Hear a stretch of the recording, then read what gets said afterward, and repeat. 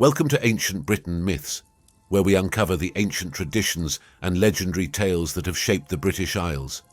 In this series, we delve into the heart of British folklore, from the mystical fairies of enchanted forests to the powerful spirits that protect the land. Each story you'll hear is rooted in the rich tapestry of myths passed down through generations. So, sit back, relax, and let these timeless legends transport you to a world where magic and nature intertwine.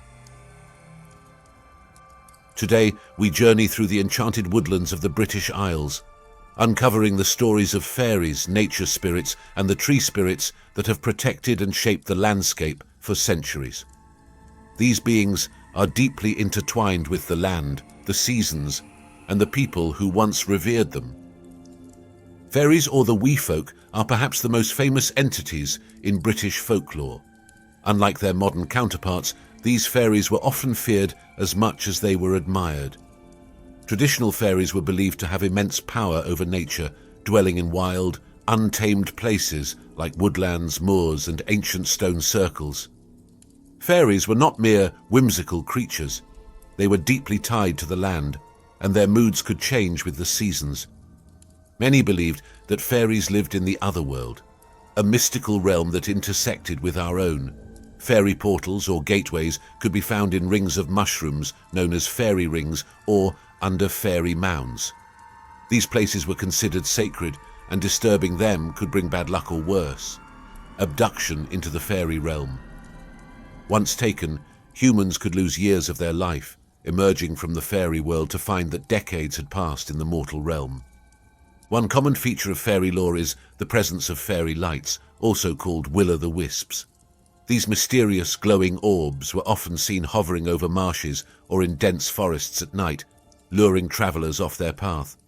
These lights were believed to be fairies playing tricks on humans, and those who followed them could become hopelessly lost or even fall into danger. In some cases, fairy lights were said to mark the location of treasure, but only the most daring or foolhardy would follow them.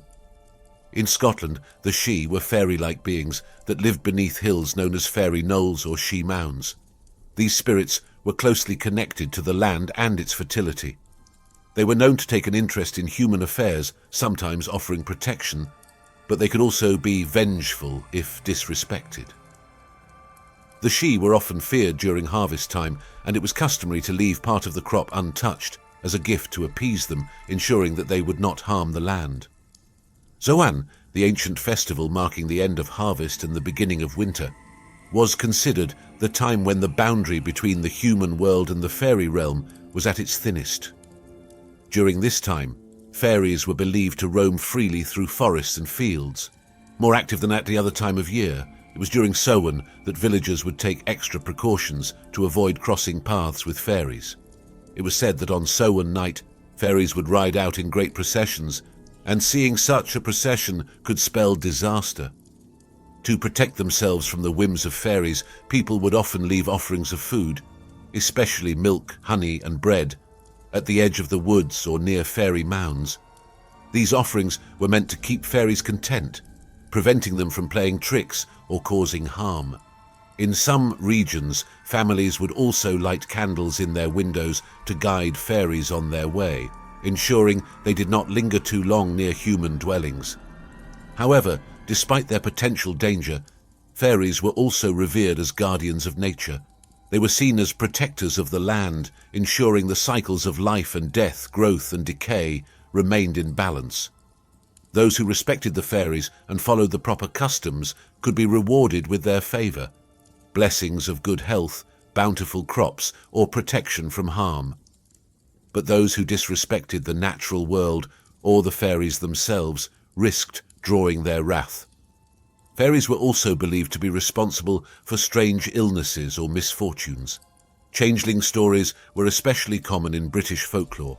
If a child became sickly or developed odd behaviours, it was sometimes believed that the real child had been taken by the fairies, and a changeling, a fairy child or an elderly fairy disguised as a human, had been left in their place. Various rituals were performed to try and coax the fairies into returning the stolen child. Faeries, in their many forms, were both revered and feared across the British Isles. Their stories remain deeply woven into the cultural landscape, reflecting the awe, mystery and reverence with which people once regarded the natural world. Beyond fairies, British folklore is rich with tales of nature spirits, beings believed to inhabit every element of the natural landscape. These spirits were not confined to the trees alone, but were thought to dwell in rivers, hills, and deep within the forests. They were the unseen guardians, ensuring that the land remained healthy, that the rivers continued to flow, and that the forests thrived through the changing of the seasons. These nature spirits were deeply respected and sometimes feared. Their presence was felt in every corner of the natural world, and their influence was considered vital to the well-being of the land. If the spirits were content, the forest would bloom, the rivers would run clear, and the crops would grow. But if they were angered, the land could wither, the rivers could dry, and the seasons could fall out of balance. Among these spirits, the dryads were perhaps the most revered. These tree spirits were believed to be intimately connected to the trees they inhabited, their lives and fates bound together. The dryads were seen as protectors of the forest, ensuring that their trees were respected and left unharmed. In the Welsh countryside, it was widely believed that harming a tree without permission could anger the dryad that lived within it, bringing down misfortune or illness on those who caused the harm. One tree in particular was seen as especially sacred, the Rowan tree. The rowan was believed to possess magical properties, making it a powerful protector against dark forces. Its red berries were thought to ward off witches and evil spirits, and the tree itself was often planted near homes to provide protection. People believed that the rowan tree's spirit had the power to shield both the household and the land from curses, illness, and misfortune. The autumn months were a particularly busy time for these nature spirits. As the trees began to shed their leaves and the days grew shorter, it was said that the spirits of the woodlands were hard at work. They were believed to prepare the forest for the coming winter, ensuring that the cycle of life would continue and that the land would be ready to awaken again in the spring. In ancient British belief, autumn was not just a time of decay, but of renewal. The shedding of leaves was seen as a natural part of the cycle, a way for the land to rest and restore itself during the cold winter months. The spirits of the forests, particularly the dryads, were thought to be responsible for maintaining this balance. Without their guidance, it was feared that the forest would not survive the long, harsh winter. In some parts of the British Isles, offerings were made to these spirits during the autumn months, to honour their work and seek their protection through the winter. Villagers would leave small gifts at the base of trees as a way of thanking the spirits for the protection they provided. It was believed that these offerings would ensure the spirits' continued blessing and help the land endure the cold months ahead.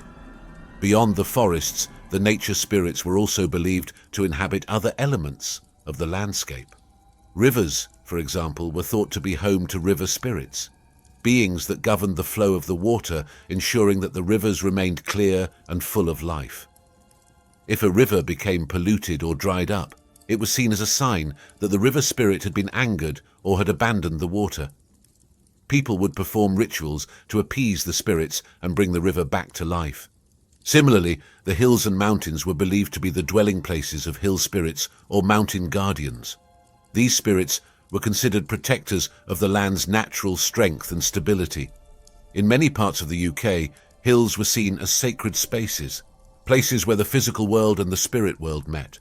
The ancient Druids considered these areas to be places of power, where they would perform their most sacred rituals in honour of the nature spirits.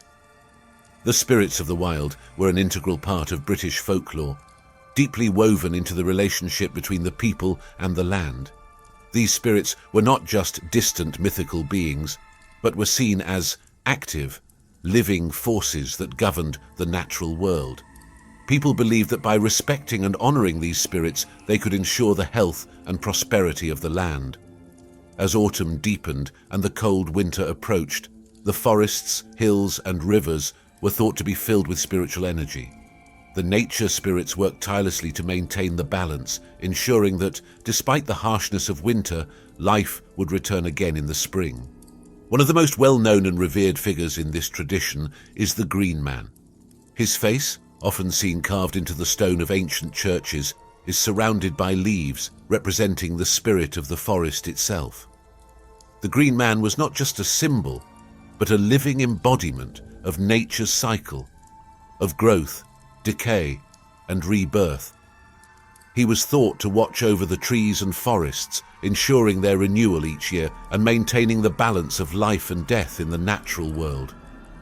His face, wreathed in leaves, was said to hold ancient wisdom. The Green Man represented the eternal cycle, the way the forest sheds its leaves in autumn, only to bloom again in spring. He was nature's protector, a silent guardian who stood watch over the woodlands, and his image reminded those who saw him of the importance of respecting and honouring the natural world. The oak tree, another powerful symbol in British folklore, was perhaps the most sacred of all trees. The oak spirits that dwelled within were said to be protectors not only of the forest, but also of the people who lived nearby. The oak was a symbol of strength, stability, and endurance. To the ancient Celts, the oak was known as the king of the forest, a tree that connected the earth to the heavens with its towering branches and deep roots. But the spirits of the oak were not to be taken lightly. It was believed that to cut down an oak without permission was to invite their wrath. Misfortune, illness, or even disaster could follow those who disrespected the oak spirits. In some regions, it was said that an oak spirit could bring storms upon those who harmed it or cause crops to fail and animals to fall ill. In many parts of the British Isles, trees were not just seen as living beings, but as portals to other worlds. The belief was that certain trees acted as gateways, connecting our world to realms inhabited by fairies, spirits, and other magical creatures. These trees, especially those found in ancient forests or near burial grounds, were seen as liminal spaces, places where the boundaries between worlds were thin. Even today, in the quiet corners of ancient forests, there are those who still believe in the presence of tree spirits. Some say that if you sit quietly beneath an old oak tree, you might feel a sense of something greater, something older, watching over you. In British folklore, the trees were never just trees. They were alive, filled with power and wisdom, guardians of the land and all who lived upon it. The spirits within them were forces to be respected, revered, and never disturbed. Beyond the mystery of fairy rings and ancient trees, the sacred groves of the British Isles were revered as places of deep spiritual significance. In the forests of England and Wales, these groves were said to be the homes of powerful nature spirits, fairies, and even deities of the land. The Druids, the ancient spiritual leaders of the Celts, held these groves in the highest regard. They believed that within these groves, the physical and spiritual worlds merged, and that the trees themselves were the embodiment of the spirits who protected the land. The Druids, wise and mystical, would gather in these groves to perform their most sacred rituals. It was here, beneath the ancient branches, that they believed they could commune with the spirits and harness the power of nature itself. The Druids believed that the trees were the keepers of ancient wisdom, and that within their bark and branches lay the secrets of the universe. To this day, these sacred groves are remembered in stories and folklore, places where magic and nature are deeply intertwined. Many still believe that in the quiet depths of the forest you can feel the presence of the spirits watching over the land, protecting it, and ensuring that the balance of nature is maintained. Thank you for joining us on this journey through the mystical world of British folklore. The fairies, nature spirits, and ancient tree guardians still whisper their stories through the forests and hills of the British Isles, and it's our pleasure to bring these timeless tales to life for you.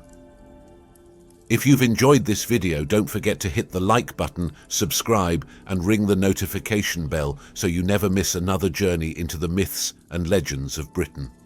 We have so many more stories to share with you, from the darkest legends to the most enchanting folklore.